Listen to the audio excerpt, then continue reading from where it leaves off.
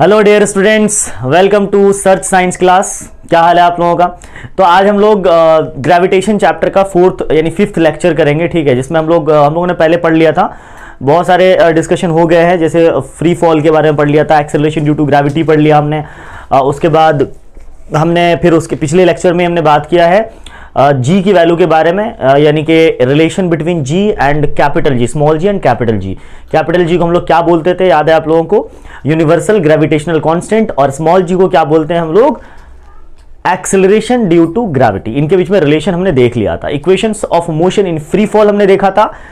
उसके बाद आज हम लोग बात करेंगे मास और वेट के बारे में। आप लोगों को पता है मास एंड वेट, हम लोग बार बार केजी को न्यूटन, न्यूटन को केजी करते रहते हैं।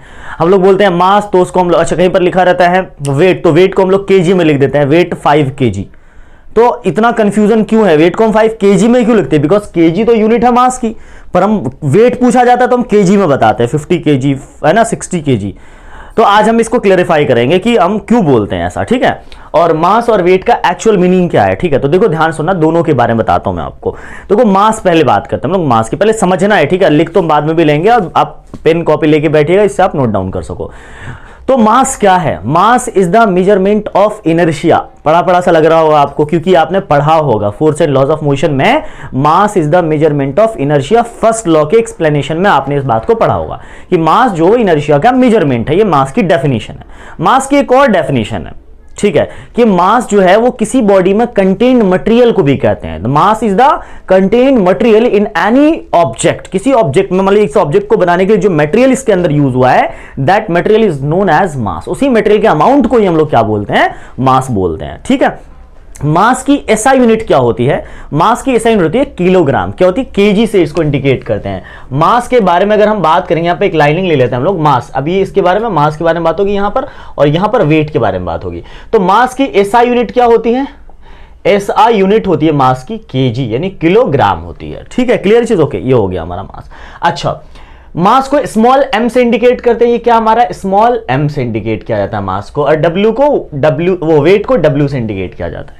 क्लियर चीज, ओके। मास के बारे में यही बताना, मास एक स्केलर क्वांटिटी है, वेक्टर क्वांटिटी नहीं है, इसके पास कोई डायरेक्शन नहीं है, मास एक स्केलर क्वांटिटी है। अच्छा, मास कभी वैरी नहीं करता, एक जगह से दूसरी जगह ले जाओ। अगर आपसे पूछा जाए कि अगर बताओ अर्थ पे आपका मास है 5 केजी, या अर्थ पर किसी ऑब्जेक्ट का मास है 10 किलोग्राम, तो अगर उसको मून पे ले जाया जाए तो उस पर उसका मास क्या होगा, तो वहां भी 10 किलोग्राम ही होगा, क्योंकि मास कभी वैरी नहीं करता, प्लेस टू प्लेस, जगह से जगह मास कभी वैरी नहीं करता। तो मास के बारे में ये सारी जानकारी है कि मास एक तो ये हो गया एसआई यूनिट, एक क्या हो गया, स्केलर क्वांटिटी है। मास कैसी क्वांटिटी है, स्केलर क्वांटिटी है, स्केलर क्वांटिटी है, ठीक है। उसके बाद और क्या बताया हमने, मास डज नॉट वेरी, क्या लिखेंगे, डज नॉट वेरी, ये मास वेरी नहीं करता, चेंज नहीं होता प्लेस टू प्लेस, ठीक है ना। उसके बाद और क्या बताया था मैंने आपको कि मास कभी वैरी नहीं करता, और मास अर्थ पे भी वैरी नहीं करता, और स्पेस में जाने के बाद भी वैरी नहीं करता, मास फिक्स होता है। मास is the contained material, mass is it is the contained material को ही हम लोग क्या बोलते हैं, मास बोलते हैं। कंटेन्ड मटेरियल ही क्या कहलाती है, मास कहलाती है, ठीक है। तो ये तो हो गया। अगर आप ये ना भी लिखो तो कोई प्रॉब्लम नहीं है, ठीक है, अगर आप ये नहीं भी लिखो, ये वाला जो पॉइंट है आपका, ठीक है, अगर आप नहीं भी लिखते हो तो कोई प्रॉब्लम नहीं है, ठीक है, ओके। अच्छा, अब यहां पर आते हैं, बात करते हैं हम लोग जरा वेट की, ठीक है। तो वेट क्या होता है, ये तो मास था हमारा कि मास होता क्या है, अब वेट क्या होता है, ठीक है। देखो वेट की डेफिनेशन बहुत ही इजी है, पर वेट की डेफिनेशन बोलते ही वहां पर एक कंफ्यूजन क्रिएट हो जाता है। देखो क्या है weight, weight is the force. आ गई ना प्रॉब्लम, वेट क्या है, फोर्स है। कैसी फोर्स है, अर्थ किसी ऑब्जेक्ट पर जो फोर्स लगा रहा होता है, जिस फोर्स से वो उसको खींच रहा है, किसी ऑब्जेक्ट को, अर्थ हर चीज को अपनी तरफ अट्रैक्ट कर रहा है अर्थ। तो अर्थ किसी चीज को, जब किसी बॉडी को अपनी तरफ जिस फोर्स से खींचता है, that force is known as weight. उसी फोर्स को हम लोग क्या बोलते हैं, वेट बोलते हैं, ठीक है। तो वेट का मैं फिर से डेफिनेशन बोल दूं, वेट क्या है, देखो, it is the force exerted by earth on any object, on any object. Clear चीज, ओके। मतलब एक बात तो क्लियर हो गया कि वेट जो हमारा वो क्या है, वेट है वो क्या है, फोर्स है। वेट क्या, मास क्या था, मेजरमेंट का इनर्शिया, या कंटेन्ड मटेरियल बोल सकते हैं इसको, कंटेन्ड मटेरियल, ठीक है, क्लियर चीज, ओके। तो वेट क्या है, वेट एक तरह का फोर्स है, इट इज द फोर्स, क्या है, ये फोर्स है। अच्छा, इसकी दूसरी बात, जैसे फोर्स है अगर ये, तो फोर्स की यूनिट क्या होती है, न्यूटन। तो वेट की यूनिट क्या होगी, न्यूटन। यानी एसआई यूनिट की अगर मैं बात करूं, एसआई यूनिट की अगर मैं बात करूं तो एसआई यूनिट क्या होगा, SI unit is Newton. Newton को इनसे दिखाते हैं हम लोग, ठीक है। अच्छा, ये स्केलर है, वेक्टर है, तो आपको तो पहले से पता है कि फोर्स एक वेक्टर क्वांटिटी है, तो force is the vector quantity, vector quantity, ठीक है, क्लियर चीज, ओके। अच्छा, ये वेरी करेगी नहीं करेगी, जाहिर बात है, वेट जो होता है वो उस पर डिपेंड करता है, एक्सेलरेशन पे डिपेंड करता है ना, कौन सी एक्सेलरेशन, ड्यू टू ग्रेविटी पे, ठीक है। तो इसलिए ये वेरी करेगा, वेरी प्लेस टू प्लेस, ये वेरी करेगा, ठीक है ना, वेरी प्लेस टू प्लेस। तो ये डिफरेंस हो गया इनके बीच में। अब जरा बात करते हैं वेट की, ठीक है। वेट का फॉर्मूला क्या बनता है, वेट एक तरह का फोर्स है, और फोर्स बराबर फॉर्मूला क्या होता है, बताओ आप लोग जरा। फोर्स बराबर फॉर्मूला क्या होगा, force equals to m into में a, क्लियर है। अच्छा, यही फोर्स क्या है, मान लो ये अर्थ का फोर्स है, तो अर्थ के फोर्स को क्या बोलते हैं हम लोग, वेट बोलते हैं, ठीक है। अच्छा, ऑब्जेक्ट का जो मास होगा वो मास ऑब्जेक्ट का, ओके, और उसका जो एक्सेलरेशन होगा उसको हम लोग जी बोलते हैं, एक्सेलरेशन ड्यू टू ग्रेविटी, आपको पहले से पता है।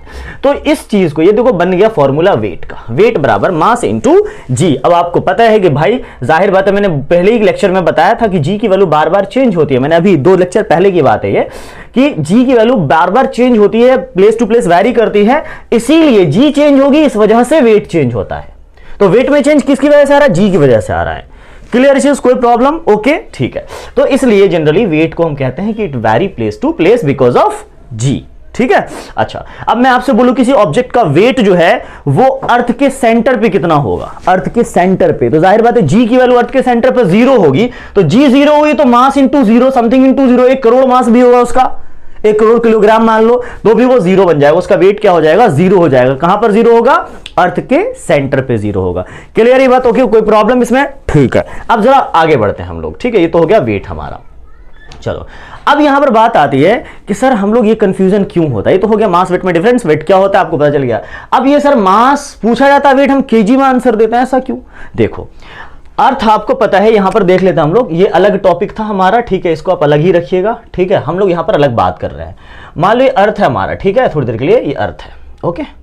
अच्छा, अर्थ पे मैंने बोला कि मान लो इस प्लेस को, मान लो ये दिल्ली है, ये हमारा दिल्ली है, ये दिल्ली है, किसी पर्टिकुलर एरिया की हम बात कर रहे हैं, ठीक है। अच्छा, तो ये दिल्ली है, उसके इस केस के लिए सिर्फ दिल्ली है, किसी आप मान लो आप कहीं पे रहते हो, आप उत्तर प्रदेश में रह रहे हो, बिहार में रह रहे हो, वेस्ट बंगाल में हो, आप तमिलनाडु में हो, कश्मीर में हो, उस पर्टिकुलर जगह के लिए जो ये जी की वैल्यू है ना डियर, ये कांस्टेंट होती है।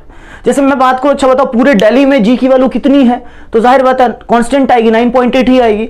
अब मैं बात करूं पर्टिकुलर किसी जगह की, बिहार की, बट उसमें यूपी उत्तर प्रदेश की, उसमें कितनी है, तो वहां पर पर्टिकुलर उस जगह पर जी की वैल्यू कांस्टेंट होती है। जी की वैल्यू एक बड़े डिस्टेंस के बाद जाके वो चेंज होना स्टार्ट होती है, तो किसी पर्टिकुलर जगह पर जी की वैल्यू होती है कांस्टेंट। तो देखो जरा ध्यान से, अगर पर्टिकुलर जगह पर जी की वैल्यू हो गई कांस्टेंट, तो जब इसको कांस्टेंट मानेंगे तो कांस्टेंट और इक्वल का साइन दोनों मिलके एक डायरेक्टली प्रोपोर्शनल का साइन बनाता है। जैसे W directly proportional to, proportional क्यों आया, एक कांस्टेंट और इक्वल दोनों मिला के, क्योंकि जब प्रोपोर्शनल हटता है तो एक इक्वल का साइन आता है और कांस्टेंट आता है। याद करो आप लोगों ने पढ़ा, MA आया था, ठीक है, डायरेक्टली प्रोपोर्शनल टू MA, लेकिन यहां पर मैंने प्रोपोर्शनल साइन हटाया था और प्रोपोर्शनल साइन हटा के एक इक्वल आया था और एक कांस्टेंट आया था, याद करो।